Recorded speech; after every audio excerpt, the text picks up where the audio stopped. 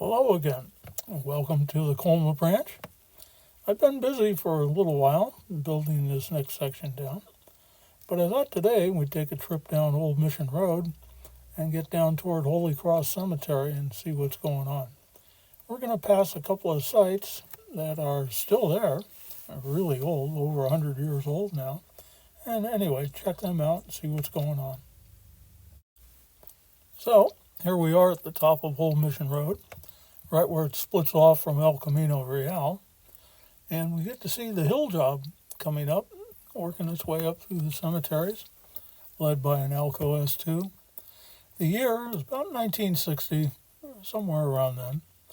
Anyway, we see the train as it makes its way up through the cemeteries, heading up to Colma and Daly City, and the famous little caboose trailing behind. Anyway, we're going to go on down Old Mission Road and take a look at a few things. And we'll probably start off with that little blue sign right in the foreground on the right there.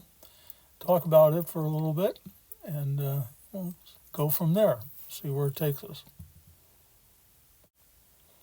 So, as Old Mission splits off of El Camino, we're given a direction to South San Francisco. Now, I don't know what the history of this was. That sign's been there for a while.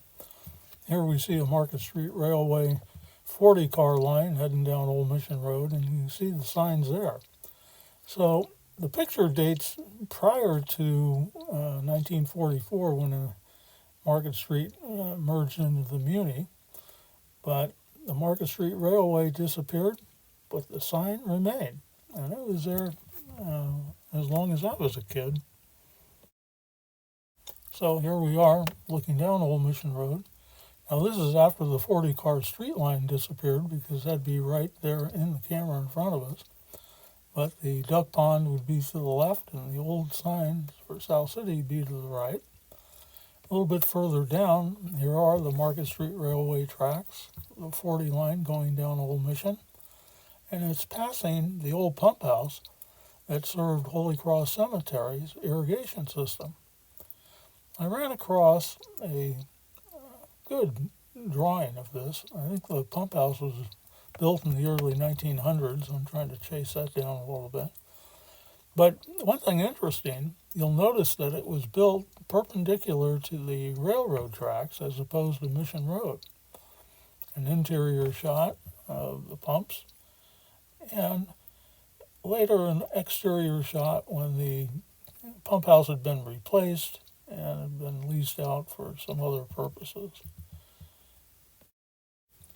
I'm quite sure, like myself, many locals probably passed this place many times, wondering exactly what it was. Seemingly sitting there by itself. I guess we figured it was part of the cemetery. But here we see that it still stands today, recently being remodeled and repurposed as part of a home for veterans on Old Mission Road. Just across the street, up the road a piece, we're at Malloy's Tavern, very famous and popular spot for locals here. Malloy's was often the meeting place for family and friends following the internment of one of their loved ones in the cemeteries here, but very rich in history, and it dates back all the way back to 1883 when it was built as the Brooksville Hotel. It served in that capacity for many years until in 1929 Frank Malloy bought the place. It's been there ever since. So this nearly 100-year-old establishment is a very important place here for locals, and for sure I had to include it on the layout. Probably with the good-natured urging of a fraternal order called E. Clampus Vitus, or the Clampers, Molloy has actually dedicated part of its tavern to this gentleman, Joshua Norton.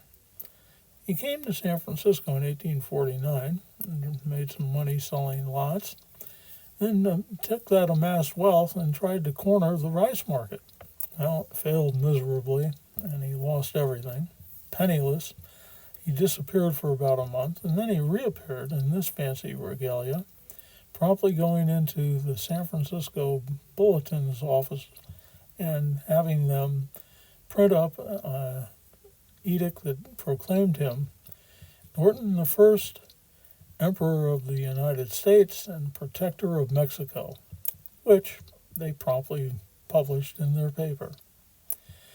Now, he was popular before this time, but penniless. I suppose the city took pity on him, but he was welcome almost anywhere, any restaurant, anytime, including his two dogs, Bummer and Lazarus.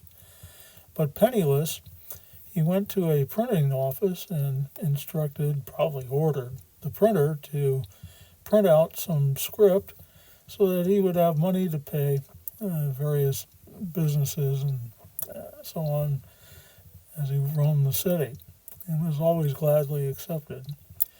But at any rate, when he died in 1880, 30,000 people attended his funeral, and then when he was reinterred here at Woodlawn in the 1930s, thousands more attended a second time.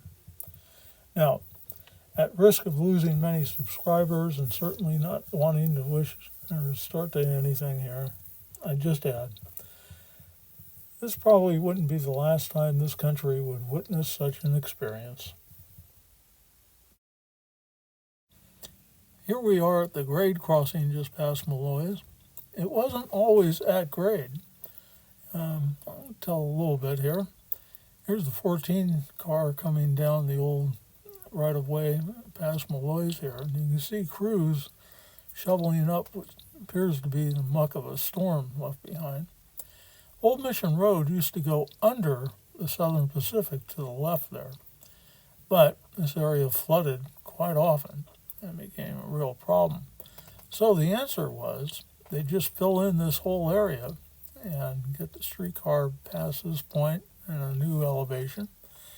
And if you notice, the retaining wall of the cemetery there at Holy Cross, going away from the pillar, kind of going down on an angle, that was actually the road down below it until the whole area got filled in to where the road came up to grade with the railroad.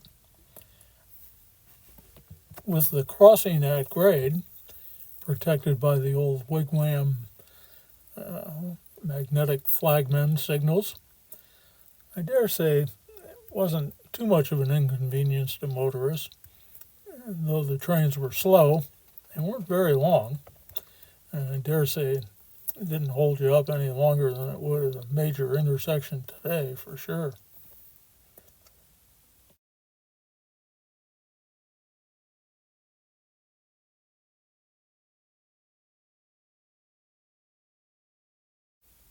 Looking across the road up the right-of-way up toward Cypress One, we get a chance to see an excursion train coming down through. Quite a sight to see. Didn't happen much anymore, but it did run one in 52 and 56, I believe. And now we head down toward Holy Cross Cemetery. Holy Cross was the first cemetery down here in Colma. A long story, but I'll see if I can get it in. In 1887, Holy Cross was opened up for its first internments. Up in San Francisco, the Catholic Church had a cemetery called Calvary, but it was being filled up. And of course, land was becoming very valuable up in San Francisco, and there was a big move to stop burials up there and to actually move cemeteries out of the area. So the Catholic Church came down this way and acquired 147 acres, I think, to start with, and built Holy Cross Cemetery. With it, they built this fantastic office and depot building across Old Mission Road from the cemetery, still standing. And of course I had to include it, so this is a rendering of it. But it had a very fancy front gate, beautifully established stonework, fantastic masonry. I just really admire it. And so we take a couple of views of that. The building here was served by the Southern Pacific as well as the 40-line streetcar line, which came down. And here we see a train coming down the Southern Pacific. At one time, the SP had 2 funeral trains a day coming down, carrying as many as 700 people a day down to the cemetery areas in Colma. And we see one arriving here at Holy Cross. San Bruno Mountain in the backdrop provided a nice sheltering feeling for the entire affair there. Pulling into the station, just about to let passengers, visitors to the cemeteries depart and get off.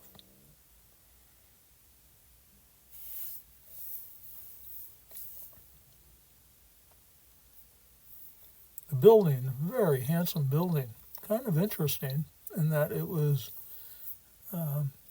built to fit within the confines of the railroad and Old Mission Road.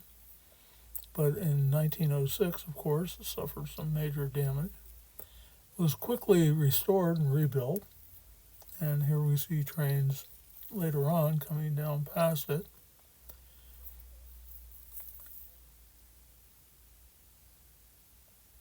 Oh, wonderful setting. Thought I'd give you a couple of shots of my efforts to build this thing and construction phases. Pretty challenging, but again, kind of hang with it. It starts coming together.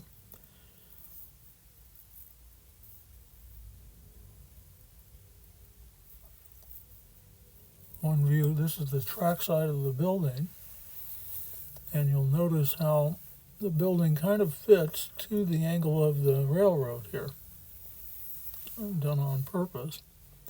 The other side of the building was square to Mission Road. Oddly enough, you can't see this side of the building anymore. It's been fenced off, really hard to get to it.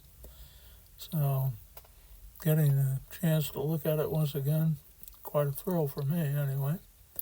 This side is still exposed, and then as we continue down Old Mission Road, we get down into some of the buildings and houses along the way, heading down further towards South City. And these homes still exist, still stand, been there for a long time. These aren't exact copies, but a couple of pictures of what's there now. These are still standing. Got them included. Another view looking up Old Mission Road. The building on the far left, the tan one, is up in the cemetery, still standing. Went to school with a kid that grew up there. Right. Here we see the hill job making its way up from South City, getting past the depot there.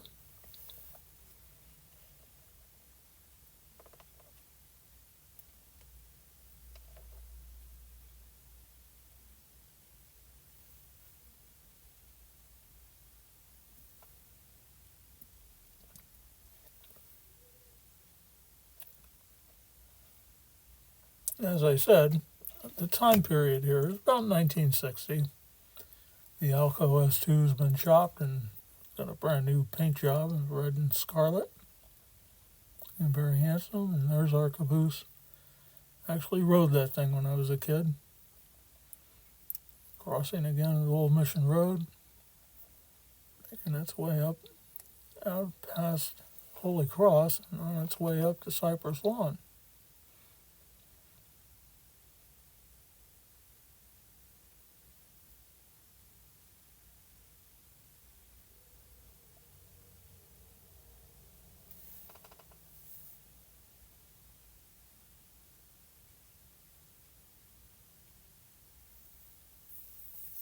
Someone kidded me about being able to get that many tombstones, but I found a supplier, a couple of them in fact.